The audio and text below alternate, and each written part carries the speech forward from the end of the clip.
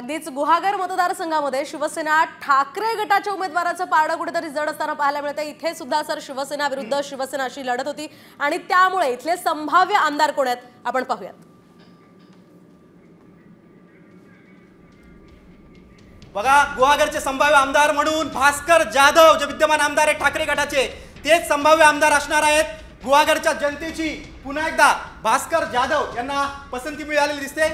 राजेश बेंडल जे शिंदे गटाचे उमेदवार आहेत त्यांचा पराभव झालेला दिसतोय। बघा, गुहागरच्या जनतेने पुन्हा एकदा भास्कर जाधव यांनाच पसंती दिल्याचं दिसतंय। संभाव्य आमदार म्हणून भास्कर जाधवांचं नाव समोर आलेलं आहे। राजेश बेंडल यांचा पराभव करत भास्कर जाधव हे संभाव्य आमदार म्हणून समोर येणार आहेत। गुहागरच्या जनतेनं त्यांच्याच नावाला पसंती दिल्याचं दिसतंय। भास्कर जाधव हे अगदी एकनिष्ठ राहिलेले आहेत। जेव्हा शिंदेंनी बंड केलं तेव्हा भास्कर जाधव उद्धव ठाकरेंचे एकनिष्ठ राहिले होते आणि आता आपण बघतोय की गुहागरमधून पुन्हा एकदा त्यांना संभाव्य आमदार म्हणून जनतेनं पसंती दिलेली आहे, त्यांच्यावर विश्वास दर्शवलेला आहे असं आपल्याला दिसतंय।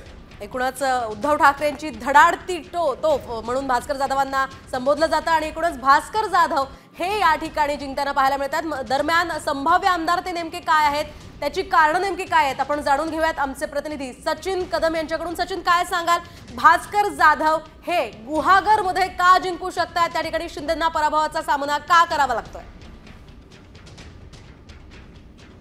पूर्वी झालेल्या शिवसेनेच्या फुटीनंतर राज्यभरामध्ये शिवसेना विरुद्ध शिवसेना अशी लढत अनेक ठिकाणी पाहायला मिळत आहे। तशीच काहीशी लढत आपल्याला रत्नागिरी जिल्ह्यामधल्या गुहागरमध्ये देखील पाहायला मिळत आहे। रत्नागिरी जिल्ह्यामधल्या गुहागरमध्ये माजी मंत्री आणि विद्यमान आमदार ठाकरे गटाचे नेते भास्कर जाधव निवडणूक रिंगणात आहेत, तर त्यांच्या विरुद्ध शिवसेना शिंदे गटाचे राजेश बेंडल हे देखील निवडणूक रिंगणात आहेत। गुहागरमध्ये होणाऱ्या शिवसेना विरुद्ध शिवसेनेच्या लढतीमध्ये भास्कर जाधव यांचं पारडं जड असल्याचं आपल्याला पाहायला मिळत आहे। सचिन कदम, साम टीव्ही, गुहागर, रत्नागिरी।